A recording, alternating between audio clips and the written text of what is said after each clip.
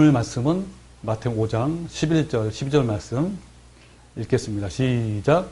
나로 말미암아 너희를 욕하고 박해하고 거짓으로 너희를 거슬러 모든 악한 말을 할 때에는 너희에게 복이 있나니 기뻐하고 즐거워하라. 하늘에서 너희 상이 큼이라. 너희 전에 있던 선지자들도 이같이 박해하였느니라. 아멘. 예.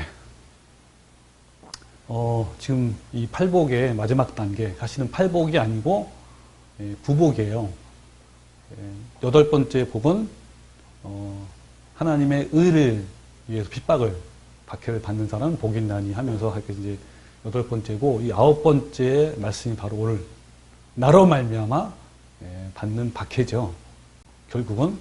그래서 이 팔복은요, 영원한 생명을 얻느냐 영원한 멸망이냐의 문제인 거예요. 팔복은 어떻게 해야 천국 백성에 합당한 자가 될 수 있는지 바로 그 핵심을 관통하고 있습니다. 여러분, 이 땅에서도 또 내세에서도 천국을 누릴 수 있는 최고의 행복을 얻기를 바랍니까? 네, 그러면 8가지 마음을 가지십시오. 특별히 오늘은 9번째 핍박을 통해서 나오는 그 여러분 위대한 일을 여러분이 가지시기 바랍니다. 그래서 오늘 지난 3번째죠. 오늘 3번째 방송입니다. 3번째 설교인데요. 예수님으로 말미암는 이 복, 이것은 개인적으로 받는 어떤 산발적인 박해가 아니라 조직적이고 국가적인 형태로 어떤 정치 세력이나 국가적으로 받는 박해를 말합니다. 여기서 욕하고 박해하고 거짓으로 너희를 거슬러 모든 악한 말을 한다는 말을 쉽게 풀이하면 비난당하고 조롱당하고 중상모략, 모함, 재산을 탈취당하고 감옥에 가두기도 하고 또 다양한 고문을 하기도 하는 등등 이런 것들을 말합니다. 이럴 때 우리는 기뻐하고 즐거워하라. 왜 기뻐할까요? 하늘에서 너희 상이 크다라고 했습니다. 여기 상은 차별적으로 주어지는 상급이 아니라 뭐라고 했죠? 영생이며 생명의 멸관이에요.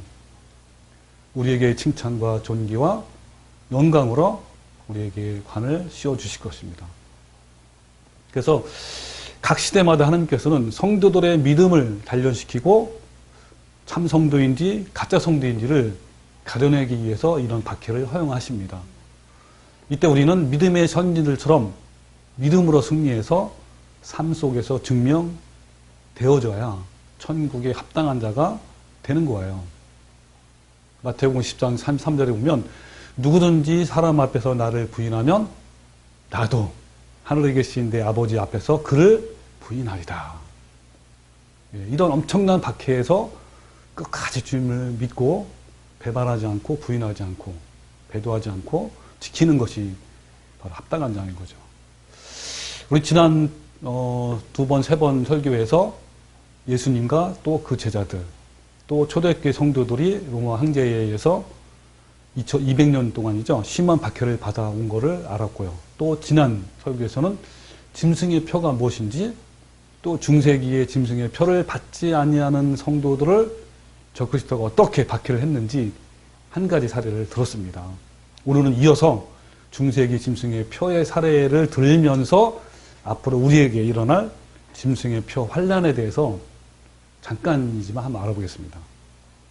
그럼 먼저 지난주 설교 말씀을 간단히 요약을 또 해볼게요. 우리는 자꾸 복습을 해야 됩니다.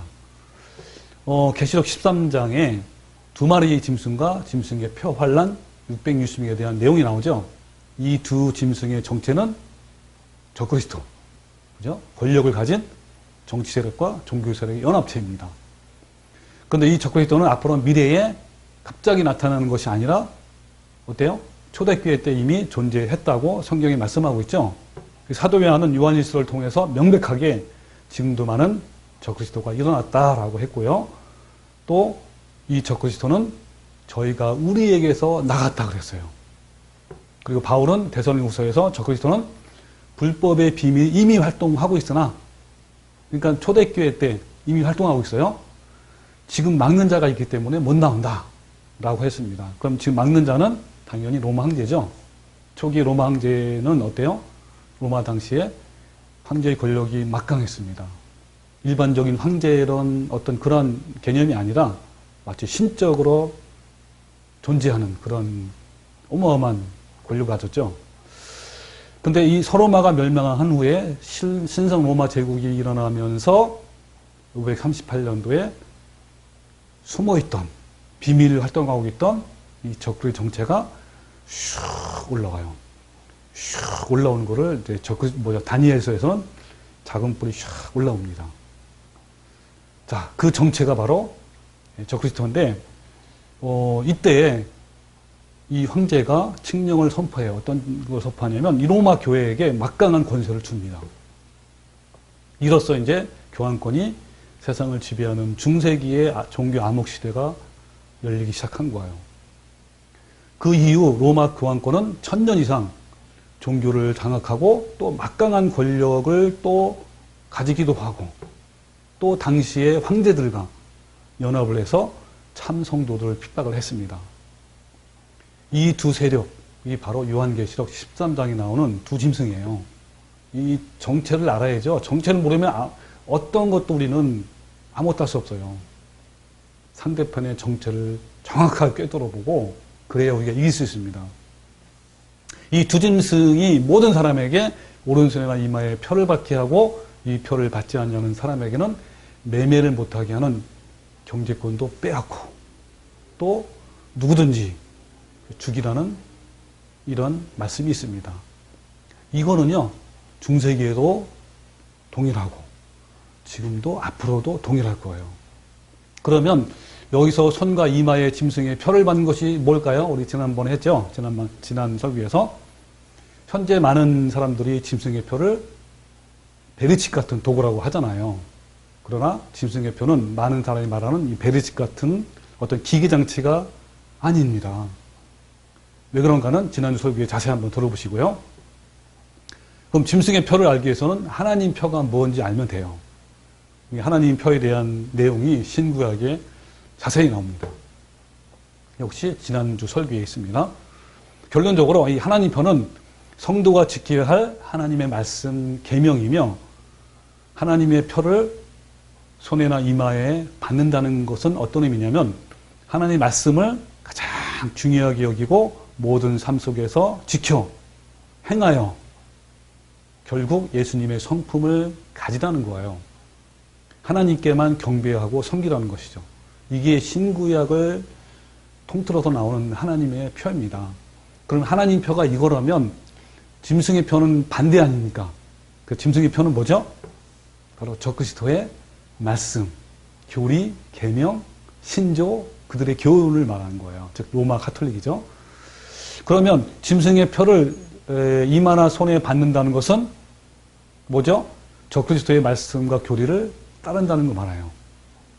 그래서 로마 교황권은 중세기에 자신들의 부와 권력과 그 영광을 유지하는 데 있어서 자신들을 반대하는 또 따르지 않는 사람들을 핍박하고 박해했어요. 그 중에 이 참 성도들이 가장 강력했죠. 그래서 5천만 명에서 1억 명까지 고문을 당하고 죽었다라는 역사 기록이 나옵니다. 중세기의 이 참 성도들은요, 교황권의 교리를 따른다는 것이 하나님을 배도하고 배반하는 것이기 때문에 일사각오로, 어느 목사님이죠?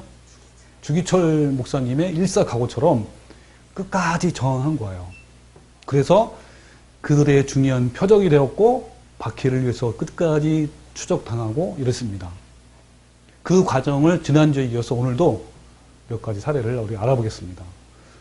여러분 지난주에 우리가 봤던 그 참성도들 누구인지 기억나요? 말대슨, 말대슨인. 그래서 그때 당시에 이제 이렇게 그러니까 무리를 지으면서 이렇게 하나님을 믿는 성도들이에요. 그래서 이들은요, 왈도파라고 하게 돼요. 왈도파. 간단하게. 말대슨인 그러니까 왈도파. 이렇게. 왈도파 이단자라 그래요. 왈도파 이단자. 아니면 이단자 왈도파. 이렇게 불렀습니다. 그러니까 카톨릭에서 이단자라고 그런 거죠. 우리가 보기에는 이단자가 아니라 뭐요? 참 성도죠. 이들은 중세기 수세기 동안에 서유럽 곳곳에서 예를 들면 이탈리아, 프랑스, 스위스 이런 나라에서 무리를 지어 살면서 그들의 신앙을 지켰어요. 그들은 성경 말씀만 믿으며 하나님께만 경배하고 섬겼습니다. 당시 로마 가톨릭의 교리와 말씀은 비성경적이고 우상을 섬긴다는 것이므로 절대 따르지 않았습니다. 그러자 수세기 동안 이 성도들을 향한 교황권의 박해가 너무 참혹했습니다. 성도들은 그 참혹한 박해를 당하면서까지 짐승의 표를 절대로 안 받은 거죠. 즉 이 성도들은 로마 교황권의 말씀, 교리와 계명을 부인하고 순종하지 않았던 겁니다. 좀 더 구체적으로 설명하면 이 성도들은 미사에 참여하지 않았고 고해 성사도 하지 않았고 면죄부도 받지 않았고 연옥을 믿지 않았으며 그들의 친구들의 영혼을 해방시키는 데 돈을 넣어요. 돈을 넣어야만 해방시키는 거야. 또 죽은 사람도 이렇게 가는 거 알죠? 그런 것도 전혀 돈을 안 냈어요. 얼마나 믿겠어요. 이 사람들은 왜 돈을 면죄부를 했냐면 어마어마한 돈을 자기들도 착취할 뿐만 아니라 성전을 지으려고 그렇게 자기네들 그 영광을 누리는 데 썼잖아요. 그러니까 돈을 안 내니까 얼마나 미울 거예요. 그래서 이 성도들은요, 로마 교회의 권위를 믿지 않았고 죽은 사람을 위한 헌금을 하지 않았습니다. 바로 이것이 짐승의 표를 손에나 이마에 받지 않는 거예요. 이것을 다른 말로 표현하면 적그리스도를 경배하거나 섬기지 않았으며 우상 숭배를 하지 않았다는 겁니다. 그래서 짐승의 표를 받지 아니하는 자마다 매매를 못하게 하고 모두 죽였어요. 요한계시록 말씀 그대로 이루어진 거예요. 이 왈도파의 참 성도들은 오직 하나님 표만 받았습니다. 이들은 이렇게 참혹한 고문과 박해와 순교를 당하면서도 예수님처럼 한 번도 맞대어 욕하지 않으시고 또 박해자들을 향하여 한 번도 위협하거나 원망하거나 불평하지 않고 오히려 그들을 불쌍히 여기는 그러한 예수님의 성품의 소유자였습니다. 바로 이것이요, 짐승의 표를 받지 아니하는 하나님의 참 성도들의 믿음이며 성품이에요. 그래서 진정한 하나님의 표의 결과는 결국은 마침내는 뭐예요? 하나님의 거룩한 성품, 예수님의 아가페 사랑의 성품으로 변화입니다. 결국은. 여러분 이것은요, 중세기 동일하고 앞으로 마지막 표의 혼란도 똑같은 거예요.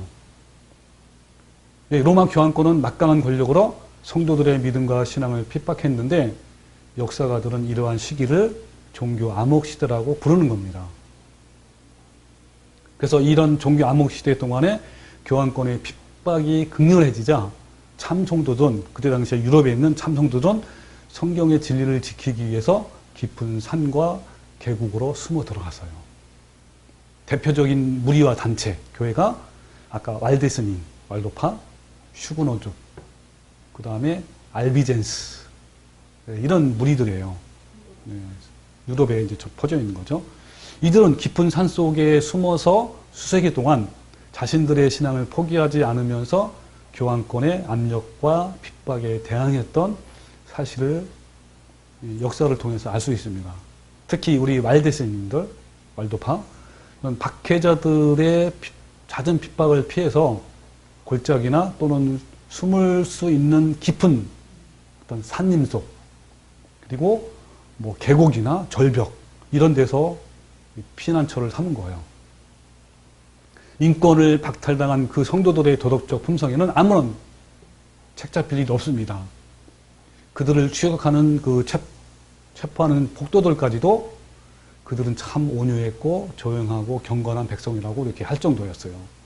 교황권은 그들에게 적용한 제목이 뭐냐면 오직 교황의 뜻대로, 교황의 교리대로 하나님을 경배하지 않았다는 거예요. 즉 하나님을 섬기는데 니네들 왜 우리 방식대로 안 하냐, 우리 가톨릭의 교리의 방법대로 섬기라 라는 거죠. 교황권을 따르지 않는 죄의 대가로 박해자들이 고안해낼 수 있는 온갖 방법으로 굴욕과 모욕과 가혹한 형벌을 그들에게 가해했던 겁니다. 한 번은 로마 교황권이 이들을 너무 미워하잖아요. 이 성도들을. 근절시키기 위해서 결정을 했습니다. 그들을 이단으로 정죄하여 죽이라는 포고령을 교황으로부터 떨어졌어요. 그들은 게으르거나 부정직하거나 질서를 물랑케 하는 그런 죄로 고소당한 것이 아니고 모함을 받은 거죠. 오히려 너네들 겉으로는 경건하고 성결한 체 하면서 실상은 진짜는 참된 양들을 속이는 자들이다. 너는 이단자다. 이렇게 이제 모함을 해서 정죄한 거죠. 교황은 이들을 이단자이며 반역자이기 때문에 만일 그들이 자신의 신앙을 포기하기를 거절한다면, 즉 가톨릭의 교리를 따르지 않는다면 독사처럼 짓이겨 죽이라고 명령한 거죠. 자, 이 포고령은 당시에 배도한 모든 교회 사람들과 무슨 말인지 알죠? 그러니까 교황권을 따르는 그런 교인들 많았어요. 그런 교회들과 그 다음에 죄수들. 이 죄수들이 뭐냐면 일부러 감옥에 갇혀 있는 이 죄수들을 기회를 준 거예요. 자, 이런 죄수들도 이 이단을 아까 이제 그 왈도파죠. 이단을 토벌하는 십자군에 참가하도록 했어요. 여러분 십자군의 그 군사들은요 다 그런 사람들이에요. 이 죄수들도 많고 아주 포악한 도 많습니다. 그래서 그들한테 이제 특권을 줬었어요. 어떤 특권을 줬냐면 십자군에 참가한 자들의 특권은 일반적이거나 특수한 것을 막론하고 온갖 종교적 형벌에서 면제를 받았고요. 또 마땅히 행하기로 선서한 것들을 또 면제받았고, 예를 들면 뭐 세금이라든지 이런 것도 되겠죠. 또 비합법적으로 얻은 어떤 재산도 합법적으로 인정이 됐습니다. 그리고 이단자들을 죽이는 그 일에 가담함으로 모든 죄에서 사유함을 받을 수 있고 풀어준 거죠. 이제 죄인이었지만 또 성도들의 재산이나 그 소유물을 빼앗을 수 있게 허락을 한 거예요.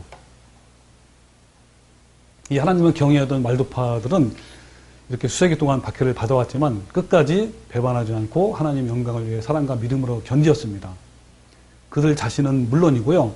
어린아이들과 가족들 모두 토벌당해서 비인도적인 학살을 당했음에도 불구하고 그들은 교황권을 따르라는 짐승의 표를 받지 않고 끝까지 믿음을 지켰습니다. 자, 이 과정을 잠깐 제가 소개할게요. 약간 리얼하게. 자, 이 역사적인 사실을 통해서 마지막 짐승의 표의 환란을 맞이할 우리에게 큰 사랑과 믿음과 이정표가 분명히 될 겁니다. 이 성도들을 똑같은 길을 가야 되기 때문에 우리에게 굉장히 많이 와닿을 거예요. 이 신실한 성도인 왈도파 무리는요, 서유럽 산골짜기 곳곳에서 무리를 지어 살면서 오직 하나님께 소망을 두고 성경 말씀대로 진리를 추구하며 신앙생활을 했습니다. 이들은 근면 성실하게 생활에 충실했고 부지런한 사람이었어요. 굉장히 많은 자녀들을 또 낳았기 때문에 자손들이 빠르게 번식을 해요. 그래서 마을이 점점 커지기도 하고 이렇게 이제 하니까 15세기 중엽에 이 왈도파들의 신앙이 계속 번져나간 거예요. 그러니까 교황권은 어떻게 했어요? 이걸 보자 로마 권위에 도전하는 이 증오스러운 성도들을 영원히 지상에서 종식시키기로 결정한 거예요. 그래서 그는 이 왈도파를 그들의 골짜기에서 끌어내려고 그때 당시에 크레모나의 대집사인 알베르토 카피티아누스를 프랑스로 보냈고 대규모의 군대를 일으키는 데 성공했습니다. 이 군인들이 이 왈도파 사람을 잡으려고 알프스 어느 골짜기로 도착했을 때 집들은 이미 다 비어 있었고 사람들이 아무도 없어요. 그곳 사람들이 벌써 군인들이 오는 것을 알고 동굴이나 바위 속에 숨었기 때문이에요. 그러나 온갖 수단을 다해서 그들을 찾아내고 추적해서 많은 사람들을 잡아 낭떠러지에 거꾸로 떨어뜨려 죽이기도 했습니다. 상당히 많은 사람들이 그들의 비밀 통로를 이용해요. 또 동굴로 피해갔어요.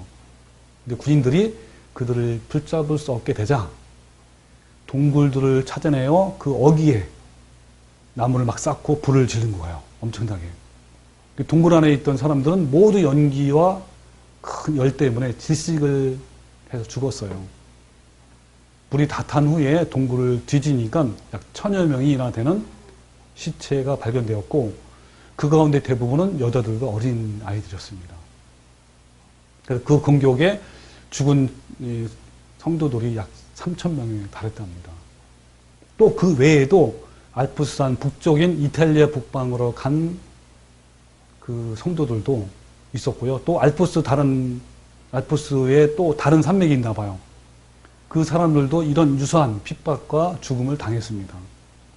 긴 세월 동안 많은 사람, 여자들과 어린아들과 노인들, 또 남녀노소를 불문하고 골짜기를 습격하는 십자군에 의해서 무섭고도 매우 잔인한 죽음을 당했는데, 그러나 그들의 불타는 신앙은 칼로도 화형으로도 창으로도 막을 수 없었다고 합니다. 근데 이제 이태리의 그 북부산으로 도망해서 끝까지 살아남은 왈도파가 또 있었어요. 그런 핍박에도. 그들은 또 무리를 지어서 또 살면서 역시 후손들이 계속 또 증가한 거예요. 그들은 땅을 갈고 파서 농업이 번창했고 얼마간 행복하게 살았습니다. 그러나 예의주시하던 로마 루틴의 대감독은 결국 그들의 피난처에 눈을 돌리게 되었고 또 군대들을 보내어 많은 난폭한 짓을 한 거예요. 전처럼. 그러나 왈도파 수가 굉장히 많기 때문에 어떤 때는 파견된 군대가 그들의 저항을 받아 포기하고 돌아갈 일도 있었어요. 계속적인 박해가 있었지만 그들의 신앙과 수는 줄어들지 않았습니다. 이에 1650년 로마 의회는 신년을 맞아 신앙을 전파하고 이단들을 파괴하기 위해서 여러 가지 법을 통과시키는 중에 왈도파 사람들을 상하게 하고 괴롭게 하라는 법령을 발표한 거예요. 또 이 법령은, 이 명령은요 사형과 같았어요.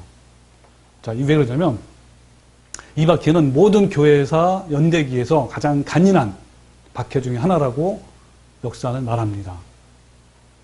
이 시기는 알렉산더 7세의 통치 기간이었습니다. 이 알렉산더 7세는요, 그 말타의 정교 재판소의 출신이래요. 그 이 역사를 누가 기록했냐면 이 역사가인 레제르, 이 사람이 기록한 겁니다. 이 교황권의 칙령은 다름이 아니고 1월 25일 굉장히 추웠어요. 유난히 심하게 추운 겨울에 왈도파 모든 주민들은 3일 안에 로마 교회로 개종하지 않으면 그들의 집을 떠나서 봄비오나 앵그로나 또는 로라 계곡들 속으로 운둔하라는 그런 명령을 한 겁니다. 이를 위반하면 사형에 처한다. 또 더군다나 그들은 자기 토지들을 20일 이내에 로마 주의자들에게 팔아야 했어요. 하지만 자신들의 신앙을 버리고 교황의 교리를 따르는 자들은 기꺼이 그 칙령에서 면제가 되는 거죠. 그때는 한겨울이었고 알프스의 겨울은 북쪽 지방의 겨울의 버금가는 혹독한 추위가 그들을 기다리고 있었다고 합니다. 그 칙령이 발표된 날에 어린이들과 노인들, 병자들, 맹인들, 불구자들까지 포함한 전 주민들이 물이 불어있는 강을 건넜고 눈 덮인 계곡을 통과했고 얼음으로 뒤덮인 산을 오르면서 피난을 한 거죠. 그들에게 내려진 이 그 칙령은 추위와 기아로 죽게 하는 사형 판결과 다름이 없었다. 이들은 차가운 급류들을 건넜고 또 험악한 산길을 힘겹게 올라갔고 그 얼음으로 덮인 산 정상에는 세찬 바람이 차갑게 몰려왔습니다. 그러나 그들은 이 박해자들의 마음이 더 차가웠다고 얘기를 합니다. 그들에게 살 수 있는 길은 한 가지밖에 없던 거예요. 그들은 미사에 참여를 하면 모든 형벌에서 면제가 되는 이 일밖에 없었어요. 그들은 얼마든지 박해가 없는 편한 길을 선택할 수 있었어요. 그러나 그들은 그리하지 않았고요. 그래서 그 역사가 레제르가 뭐라고 했냐면 거의 2000명의 회장들이 있었으나 그들 중 한 명도 그 제안을 받아들이지 않았다라고 기록합니다. 그들이 말하는 우리는 인간이 만든 어떤 교리와도 타협할 수 없었으며 어떠한 세력도 우리의 신앙에서 떠나게 할 수 없었다고 이렇게 말합니다. 그들의 거처와 집들을 포기하고 눈 속으로 강을 건너며 이렇게 그 강한 급류를 통과했고 동굴이나 그 바위 아래에서 안식처를 마련한 거죠. 그러나 더 큰 재앙이 그들에게 닥친 거예요. 가톨릭 포교 담당 기관의 최후의 목표는 왈도파, 그 이단자죠. 이때 그들에게는 모두 박멸하는 거예요. 이때 목표가. 그래서 1655년 4월 17일 15,000명의 군대가 즉시 그 골짜기를 파견된 거예요. 드피네자 후작은 한밤중에 비밀리에 툴린을 출발해서 15,000명의 군대를 이끌고 그 계곡 전면에 갑자기 들이닥친 겁니다. 완전히 전멸하려고. 그래서 이곳에서 많은 성도들이요, 다른 곳 도망갈 틈도 없었어요. 야만스럽게 살해됐습니다. 그리고 이제 며칠 후에 4월 24일 새벽 4시에 어떻게 했냐면 그 과정을 말하는 거예요. 라토레의 성체라는 언덕에서 하나의 신호가 떨어졌어요. 그 신호와 함께 즉시 1,000명의 암살자들이 끔찍한 대학살 작업을 시작합니다. 그때 당시에 혼돈과 공포와 비명의 소리가 온 골짜기를 울려 퍼졌다고 합니다. 소수의 알도파 성도들이 산으로 도망갔지만 그 포악하고 피에 굶주린 군사들의 끈질긴 추격을 피할 수 없었습니다. 그들이 산으로 피신하면서 굴러 떨어져 급류들에 휩쓸려 가기도 했고 또 바위에 부딪혀서 피로 물들기도 했습니다.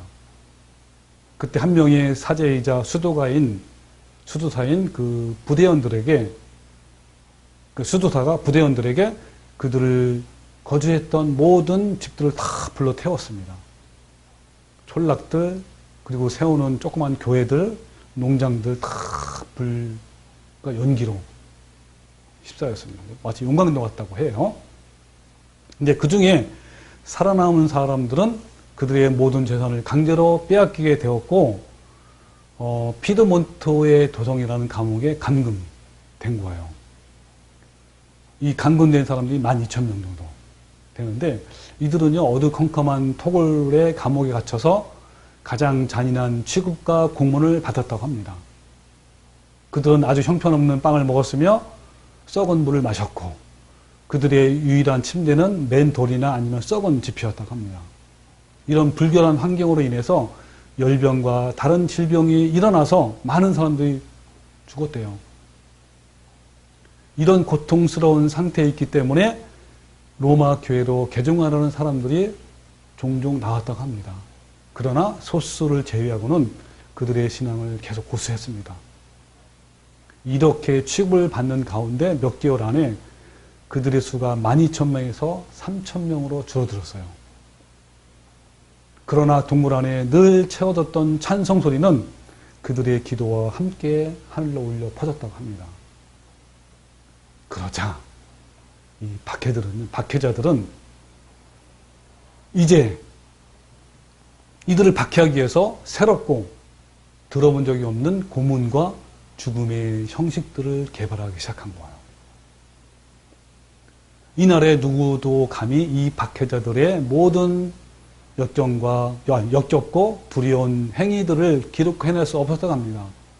그들의 사악함의 전모를 결코 모두 알려질 수 없었다. 그러나 아까 그 레제르의 기록에 의하면 다만 몇 가지 경우에만 확인할 수 있었는데, 이런 극소소에 기록된 글들도 너무나 끔찍한 그 박해 현장이기 때문에 그거를 이렇게 온화하게 좀 이렇게 줄여서 기록을 했는데, 그렇게 온화하게 기록했음에도 불구하고 정말 매우 공포의 도가니로 몰고 갈 그런 정도였다고 합니다. 그 기록을 읽으면. 작은 어린아이들이 어머니들 품에서 강제로 떼어줬고요. 그 아이들의 작은 발은 깍지에 끼워졌고, 아이들의 머리는 바닥 위로 힘껏 내리쳐졌다고 해요.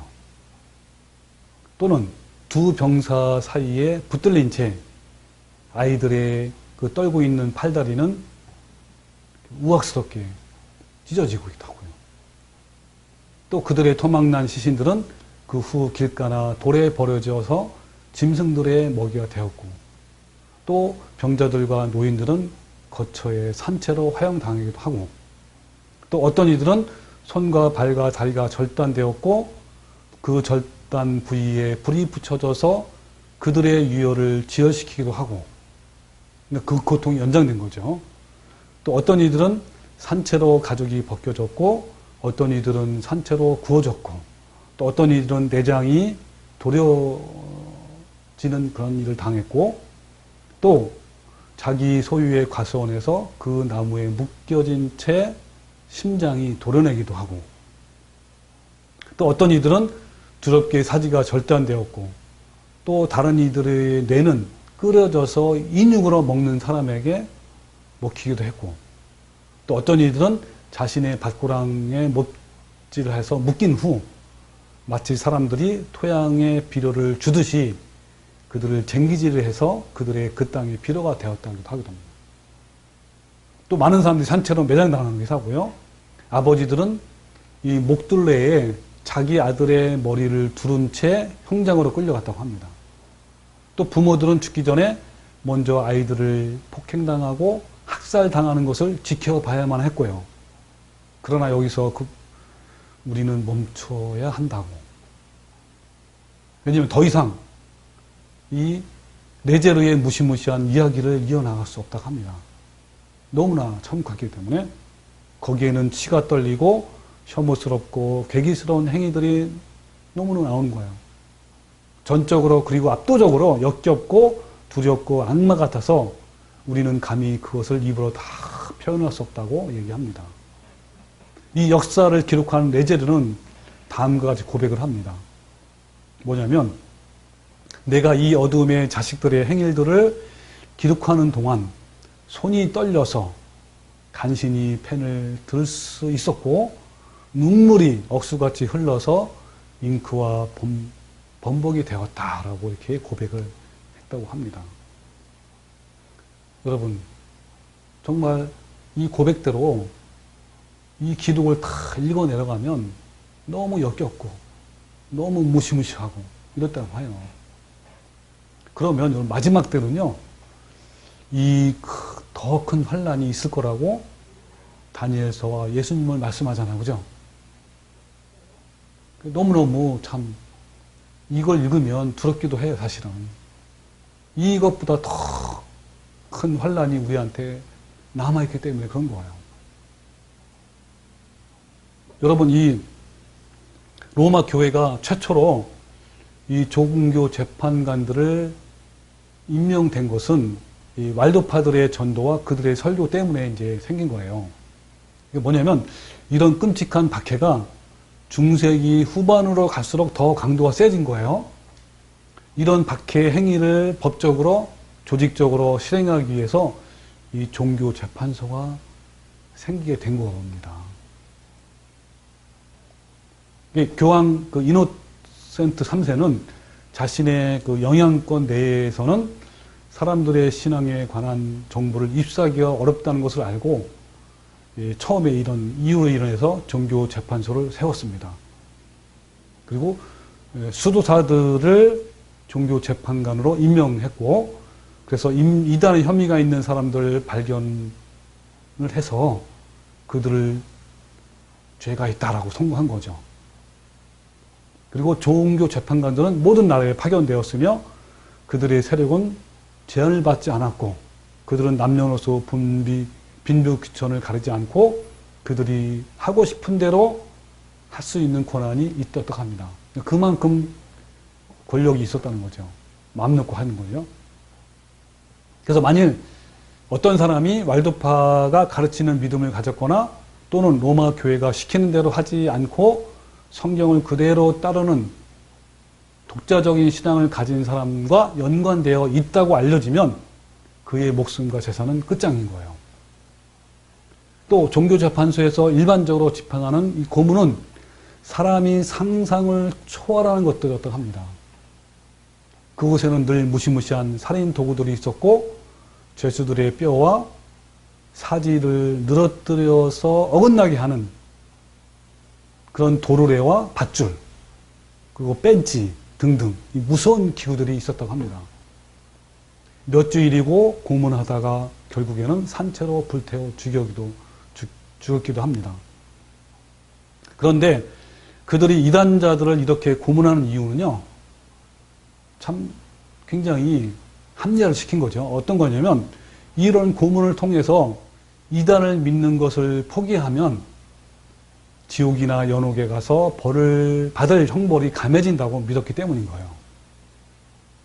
그 고문이 이단자들을 도와주는 거라고 생각하면서 그렇게 정당화시키고 그렇게 합리적으로 한 거죠. 그러니까 그들이 이런 정당화를 가지면 어때요? 그들을 그렇게 비참하게 박해를 해도 죽여도 양심에 꺼리낌이 없는 거예요. 그러니까 먼저 그 이제 사상교육이라고 하죠. 사상교육을 시킨 거죠. 그래서 여러분, 이 종교재판관에 임명되고 수행하는 자들을 서역을 해요. 그 서역서를 한번 읽어볼게요. 간단하게. 자, 이렇게 하는 거예요. 서역할 때.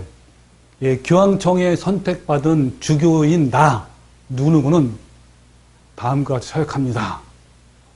이 시간 이후로 나는 복된 베드로에게, 또 거룩한 로마 교회에게, 그리고 우리 주 교황과 교회의 법에 따라 지명된 그의 후계자들에게 신실하고 충성할 것을 맹세합니다. 나는 전력을 다하여 거룩한 신부들의 규칙들, 또 사도들의 법령들, 교령들, 조항, 처분, 규정들과 교황의 명령들을 지킬 것을 서약합니다. 그리고 그것들을 다른 사람들이 준수하게 할 것입니다. 이교도들과 교회의 분리자들, 그리고 우리 주 교황과 상기말한 그의 계승자들에게 반항하는 자들을 나는 내 능력을 다하여 박해하고 파괴시킬 것입니다. 라고 선서를 하는 거예요. 그래서 이 알프스에서 수많은 성도들이 죽어갔잖아요. 이 알프스에 대한 그것을 어떤 사람이 시를 지었습니다. 자, 어떻게 했냐면, 제목이 뭐냐면, 알프스여 증언하라. 라는 제목이에요. 읽어볼게요. 알프스 계곡들을 살펴보라. 그리고 그 계곡들의 전설을 읽지 말고 그들의 역사를 읽어라. 지금은 달빛에 비쳐 온 빛으로 눈부신 백설의 계곡, 그 아름다운 색조 위에 뿌려졌던 죄 없는 어린 아기들의 검붉은 핏방울들, 자유를 울부짖으며 계곡을 뛰어넘는 폭도들, 그것들은 지금 로마 교회의 칼날에 쓰러져간 젊은이들의 한많은 시체들을 넘어 포효하느니 물길도 영롱하게 계곡을 내리 달리는 강들이요. 그것들은 바티칸에 죽인 순교자들의 죄를 실어 나르며 그 시체 더미 위에 소리치며 흐르거라. 바위 틈과 계곡을 편답하라. 그것들이 위대한 영웅들의 행적을 증언하리라. 로마 교회가 여러 세기 동안 겨뤄왔던 진리의 요람, 그 장엄한 골짜기들, 너 알프스여, 심판의 날에 목소리를 높이거라. 산들아, 삼림아, 거기 있는 나무들아, 영원한 언덕들아, 잠잠치 말고 저주받은 도시에 피 흘린 죄악을 심판날 하나님께 증언하거라. 네, 이런 시입니다. 여러분 어떻습니까? 자, 이제 한 가지 더 사례를 하고 이제 좀 이어갈게요. 좀 힘들죠? 네, 자, 어떤 사례냐면요. 그 다음 내용은 기독교 교회 역사에 기록된 내용입니다. 1163년 투르 공회에서 성경을 믿고 로마 교회의 교리를 따르지 않는 자들에 대한 종교 재판을 한 거예요. 대상은 누구냐면 왈도파가 아니라 이번에는 알비게스인들, 예, 역시 왈데스인처럼 참 성도들이에요. 자, 이 종교회의에 다음과 같은 결정을 내린 겁니다. 바로 이 알비게스인들, 성도들이죠. 이 성도들과 연합을 하거나 함께 하는 것을 금지한 거예요. 또 이들과 상거래하는 것 금지한. 뭐냐면 이들은 이제 농사를 졌기 때문에 자기 살기 위해서 팔 거 아니에요. 파는 것을 사면 안 되고 이들에게 또 뭡니까 돈이라든지 이런 매매를 하면 안 돼요. 그리고 이들에게 은신처를 제공하는 것도 금지했습니다. 많이 들어본 거죠? 어디서 들어봤죠? 짐승의 표를 받는 자마다 매매를 못하게 하잖아요. 똑같아요. 이들과 매매하면 그게 처형이에요. 하지 말아라 그랬어요. 자, 근데 이렇게 함에도 불구하고 이들은 계속 어때요? 번창한 거예요.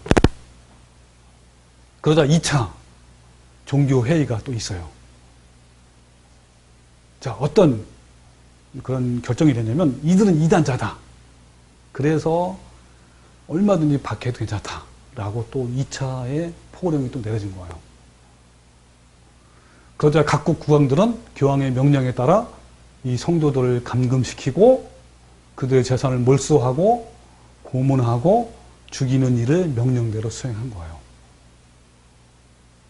이 말씀이 어디에 있죠? 요한계시록이죠. 요한계시록에. 짐승의 표를 받지 않는 자마다 그죠? 죽이라고 했잖아요. 또 표를 받지 않는 자마다 매매를 못하게 하잖아요. 그대로 일어난 거예요. 여러분, 이런 일이 마지막 때도 동일하게 일어날 겁니다. 미래에 일어날 적그리스도의 박해는요, 중세기 적그리스도의 재현이에요. 아니요, 오히려 마지막 때는 중세기 박해보다 더 클 겁니다. 그것은 사탄이 얼마 후에 둘째 사망 곧 불과 유황불에 심판받을 것을 사탄이 알아요, 몰라요? 알아요. 그렇기 때문에 더 발악하는 거예요. 사탄이 가지고 있는 모든 지혜를 동원해서 참 성도들을 박해하기 때문에 마지막 때 박해는 더 큰 거예요. 그리고 어때요? 이때 시대는, 오늘날 시대는 어떤 시대죠? IT 시대, 인공지능 시대이기 때문에 이러한 도구들을 활용하면 더 효과적으로 통제할 수 있고 고문 방법도 더 참혹할 것입니다. 이런 기술의 발달과 코로나 같은 역병으로 인해서 사람들을 조직적으로 통제하는 일명 빅브러더 시대가 빠르게 돌아가고 있는 거예요. 현재 강력한 통제 국가 체제를 이룬 나라가 바로 중국이에요.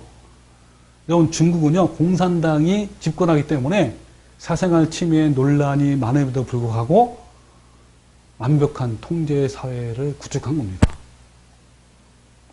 빈틈없는 CCTV, 중국 전역에 깔린 거죠. 또 공안들이 쓰고 다니는 인공지능 안경이 그 증거입니다. 그러니까 CCTV와 인공지능 안경은 이 안면 인식 기능이 있어가지고 사람들의 신상 정보를 바로 할 수가 있어요. 그러니까 모든 중국인의 얼굴 인식 데이터와 신상 정보가 정부가 운영하는 중앙 클라우드 서버에 다 저장되어 있어요. 그러니까 중국 국민들의 일거수일투족을 다 감시할 수 있어요. 범죄하거나 반국가적 행위를 하거나 숨거나 위장하거나 어려워요. 중국은 이번 코로나 개국으로 인해서 더 많은 CCTV를 설치했다고 합니다. 여러분, 이러한 것이 중국에만 있을까요? 이제요, 전 세계가 바로 이런 통제 사회로 갈 거예요. 인공지능 기술 발달로 빠르게 진행되고 있습니다. 특히 코로나 사태로 인해서 더 확장되고 있어요. 이제 전 세계를 하나의 통제 시스템으로 구축되어 있습니다.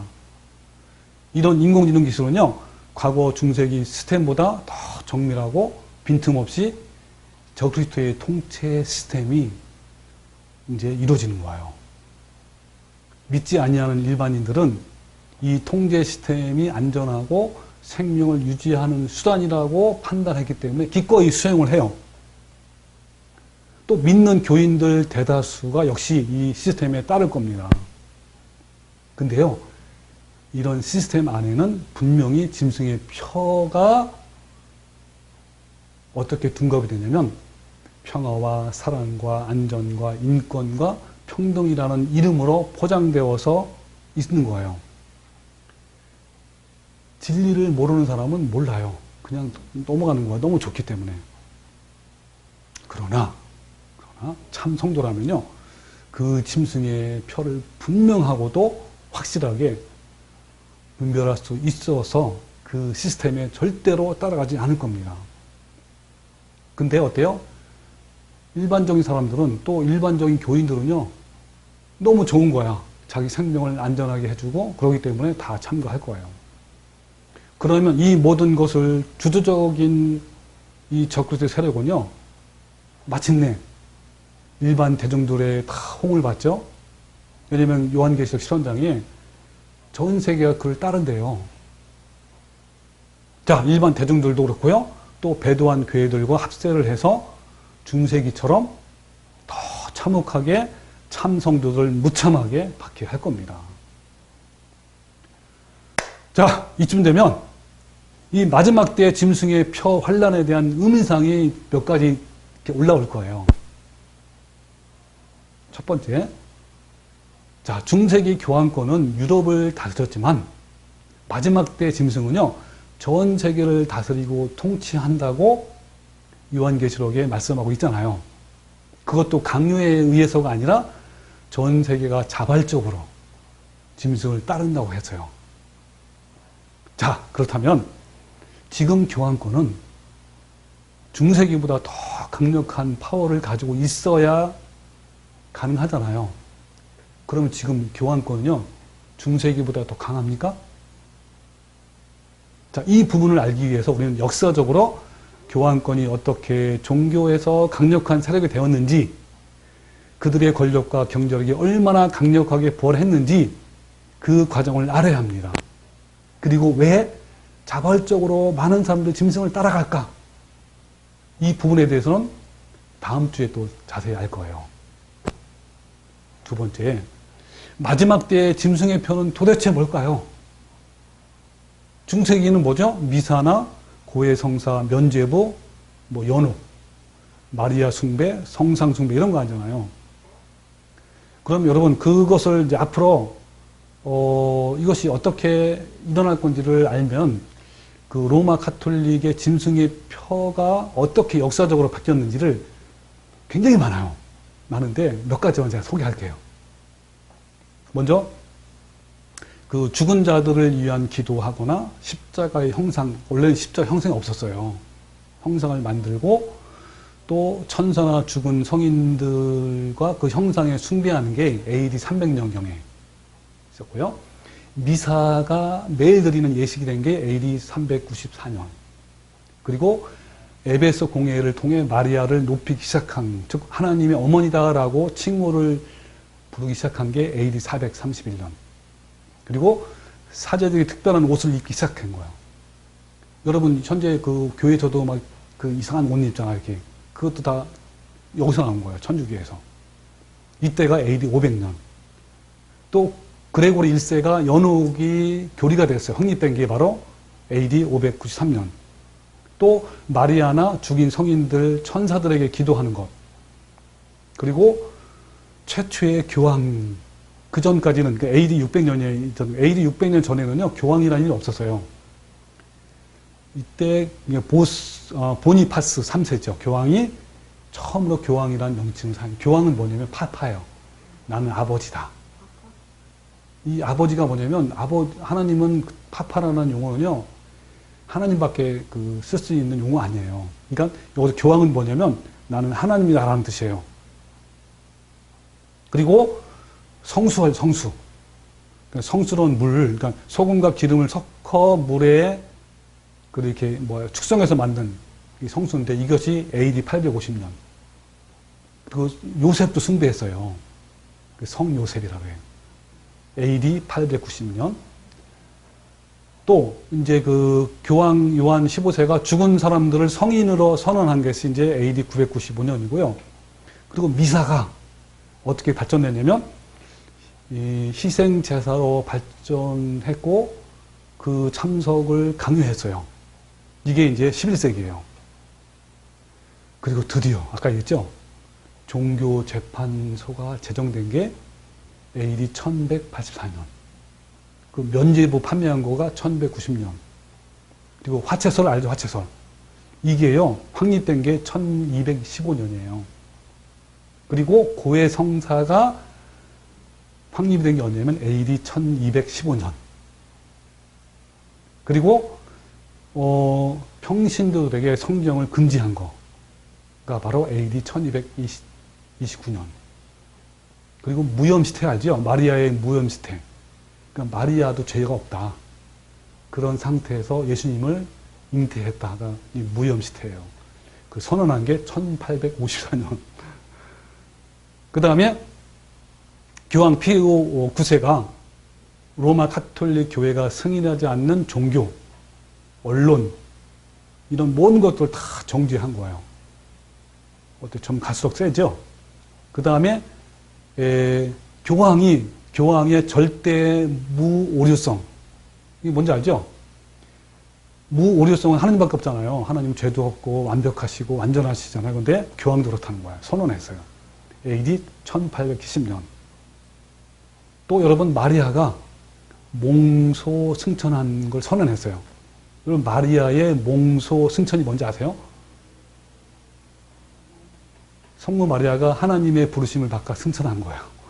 이게 AD 1950년. 그만큼 이제 마리아를 숭배한 거예요. 그리고 마지막입니다. 교황 바오로 6세가 마리아를 교회의 어머니다. 이게 AD 1965년. 이렇게 짐승의 표가 발전되고 또 발전되고 더 깊어진 거예요. 그렇다면 마지막 때의 짐승의 표는 뭘까요? 근데요, 지금 뭔지 모르지만 참 성도들은 그때 강요하는, 그죠? 짐승의 표를 강요할 거 아니에요. 알까요? 모를까요? 당연히 알아요. 근데 많은 대형 교단을 중심으로 이미 많은 교인들이요, 지금도 짐승의 표를 받고 있어요. 그게 뭔지 알아요? 바로 교환권이 주도하는 세계 종교협회 WCC예요. 그게 짐승의 표예요. 지금 현재. 지금도 얼마나 많은 대형 교단들이 여기에 가입하고 있으며, 그리고 가톨릭과 연합을 한 교단이 얼마나 많은지요. 이 부분도 내가 나중에 또 설교 말씀을 할 거예요. 엄청 많아요. 지금도 짐승의 표를 받고 있어요. 그 다음에 세 번째, 짐승의 표를 받은 사람과 받지 않는 사람을 어떻게 구별을 할까요? 그러니까 우리만 아는 게 아니라 모든 사람이 다 알게 돼 있어요. 이거를 짐승의 표를 받았는지 안 받았는지를. 여러분, 선과 악이 구별되는 것처럼 짐승의 표를 받은 것인지 하나님 표를 받은 것인지 명확하게 구별될 것이며 숨길 수가 없어요. 여러분, 다니엘서는 마지막 시대의 표적이잖아요. 말씀이잖아요. 예언서이고, 그때 당시에 다니엘의 세 친구가 느부갓네살 왕이 세운 큰 신상에 엎드려 경배하라는 명령에 굴복하지 않고 꿋꿋하게 섰어요. 누구만? 세 명만, 세 친구만. 여러분, 명확하게 드러나요, 그죠? 이거는요, 중간이 아니야, 중간. 이때 당시에 엎드린 건 완전히 엎드리는 거야. 딱 바닥에 엎드리는 거. 엎드리거나 꼿꼿하게 서 있거나. 이처럼요, 짐승의 표를 받는 사람과 하나님 표를 받는 사람은 명확해요. 그래서 모든 사람들에게 공개될 것이고, 주위에 있는 가족들, 친지들, 친구들, 동료들이 다 알게 돼요.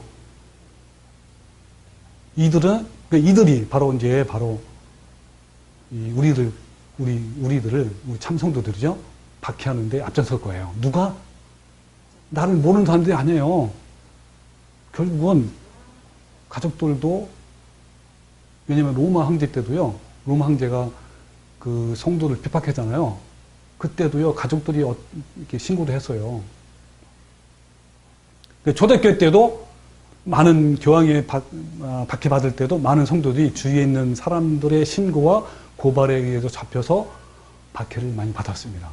죽었죠, 순교. 이런 일은요, 중세기 1000년 동안도 마찬가지예요. 특히 같은 형제, 자매였던 교우들이 더 이 일에 동참하게 된 거예요. 여러분, 예수님이 공개적으로, 그죠? 예수님이 공개적으로 조롱당하고, 침뱉음을 당하고, 멸시 천대를 받고, 수치심을 당했잖아요.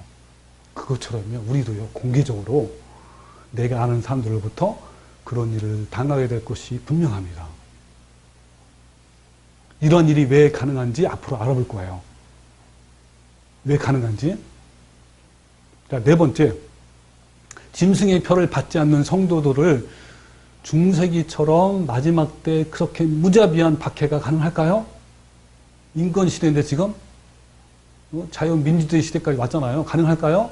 또 이 부분과 또 마지막 때 박해하는 그 매매잖아요. 매매를 못하게 하는 건데, 즉 경제권을 뺏는 건데, 다시 말하면 중세기 때처럼 재산을 모두 사치하는 거예요. 그것이 현재 시대에 가능할까요? 여러분, 이 부분은요, 현재 코로나 사태로 일어나는 사건을 보면 미래를 예측할 수가 있어요. 자, 이 부분에 대해서도 앞으로 계속 알아볼 겁니다. 여러분, 중세기에도요, 하나님을 믿는다고 하는 단체나 개인들이 교황권과 연합을 해서 참 성도를 핍박했는데, 마지막 때도요, 거짓 선지자, 거짓 교사들이 많이 일어나서 믿는 자들을 미혹해야 한다고 그랬잖아요. 또한 뭐냐면, 이 배도한 많은 교회가 앞장서서 참 성도들을 색출하고 고발하면서 그 박해에 가담할 것은 분명합니다. 이것은요, 한국이요, 일제강점기 식민지 시대에 한국 교회의 90% 이상이 신사참배에 동참했어요. 90%가. 경남에 있는 일부에 있는 조그만 그 소수의 교회만 끝까지 지킨 거예요. 그 과정을 보면요, 얼마든지 가능하다는 것을 알 수가 있어요. 이 당시에 유명한 사역자들이요, 신사참배 운동에 앞장선 것처럼 마지막 짐승의 표에 동참한 것도 똑같아요. 이 모든 것이 재현입니다, 재현. 그래서 요한복음 15장 20절에 사람들이 나를 박해하였은즉 너희도 박해를 당할 거라고 했어요. 또 사도 바울도 뭐랬냐면 우리가 하나님 나라에 들어가려면 많은 환난을 겪어야 할 것이다 라고 했습니다. 여러분, 이제 우리 모두는요, 이 역사적 환난을 맞이하게 될 것입니다. 많은 믿음의 선인들이 이 모든 환난을 믿음으로 이긴 것처럼 우리도요, 예수님의 사랑을 믿는 믿음으로 이길 수가 있어 없어요? 있어요. 여러분, 그래서 그럼에도 불구하고요, 베드로전서 1장 6절 말씀처럼 그러므로 너희가 이제 여러 가지 시험으로 말미암아 잠깐 근심하게 되지 않을 수 없으나 오히려 어때요? 크게 기뻐한다 그랬습니다. 오늘 본문 말씀에도 뭐라 했죠? 나로 말미암아 이러한 박해를 받으면 어떻게 하라고요? 기뻐하고 즐거워하라. 너희 상이 크다라고 했습니다.